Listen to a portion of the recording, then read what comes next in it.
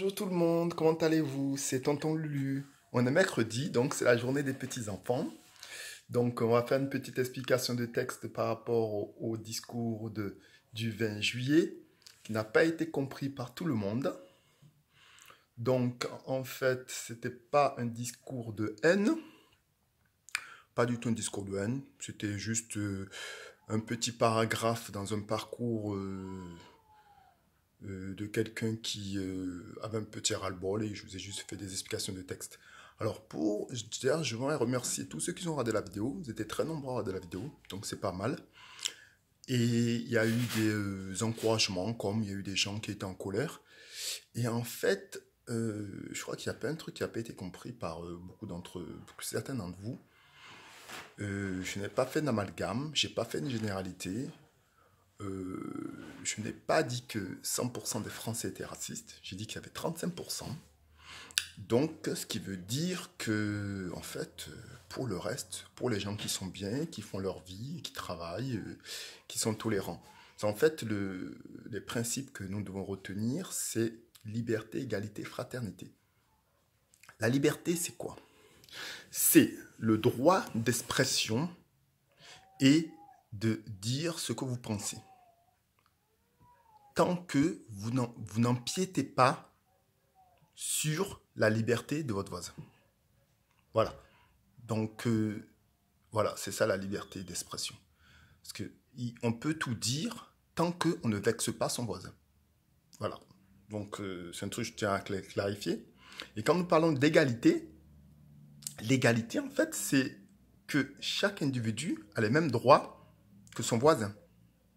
Donc forcément, si vous discriminez votre voisin, si le voisin a droit, par exemple, vous vivez dans un bâtiment et que le voisin a droit à 2 chambres, et que vous n'avez droit qu'une seule chambre, alors que votre famille, les membres de la famille sont égaux, c'est-à-dire qu'il y a le même nombre de personnes qui y vivent, mais vous octroyez par exemple un appartement à une personne et vous lui donnez 3 chambres, et l'autre individu, vous ne donnez que 2 chambres. Ça, vous discriminez et il n'y a pas d'égalité. Donc l'égalité, c'est ça.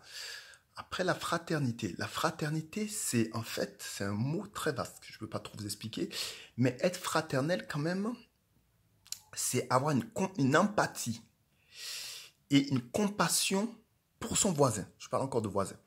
C'est-à-dire que quand vous êtes quelqu'un de fraternel, c'est que vous êtes gentil avec les gens et que vous avez une compassion et un respect encore pour les gens. Le mot respect encore revient. Voilà. C'est important de soulever ça. Et il y a un autre principe de neutralité, c'est-à-dire que moi j'ai un principe de neutralité, c'est-à-dire que je considère que chaque individu mérite le même traitement. Ça, c'est les fondations de quand on travaille dans le milieu du soin. Nous, on est une neutralité et on soigne tout le monde. On est une indépendance aussi. C'est-à-dire que l'indépendance, c'est qu'on n'est pas influencé par l'individu en question. C'est-à-dire qu'on peut avoir n'importe quel individu qui vient et on n'est pas influencé par ça. Voilà. Donc, il y a des principes que moi j'adhère et je vous dirai les autres principes que j'ai. Donc, peut-être mon discours précédent était un peu trop, peut-être accentué sur la condition des Africains, des Noirs en France. Mais si vous réfléchissez bien, en fait, je n'ai fait que exprimer ce que beaucoup de gens pensent pour des années et des années. Et pour ceux qui se posent la question, qui se disent « Ah, mais s'il n'est pas content, il n'a qu'à retourner dans son pays. » Ça, c'est un discours qu'on entend souvent. Mais bon, je vous rappelle quand même à beaucoup d'entre vous, si au cas où vous ne le saurez pas, que vous ne regardez pas mon Facebook, moi aussi je suis français. Donc voilà, on a tous la même égalité. Et voilà. Donc c'était juste une parenthèse que j'ai soulignée. Voilà, parce qu'il y a des gens aussi qui m'ont dit, mais en fait, moi, je vis dans une relation, dans un couple mixte, j'ai des enfants métis, machin. Si tu dis ça, tu insultes mon mari, machin. Je n'ai pas insulté votre mari, je n'ai pas insulté vos femmes, je n'ai pas insulté vos enfants métis, parce que moi aussi j'ai des enfants métis. Enfin, j'ai des neveux, des nièces métis, bon, c'est comme mes enfants. Donc je n'ai jamais fait d'amalgame sur le choix personnel de chacun. J'étais précis sur, en fait, un fait qui était de dire, voilà, il y a eu un incident qui s'est passé, moi j'ai porté plainte pour l'incident a été réglé, j'ai poussé mon coup de gueule, donc voilà, ça n'empêche pas que dans le futur, voilà, chacun va casser besogne et que tout va bien. Donc voilà, j'aimerais rassurer vous tous.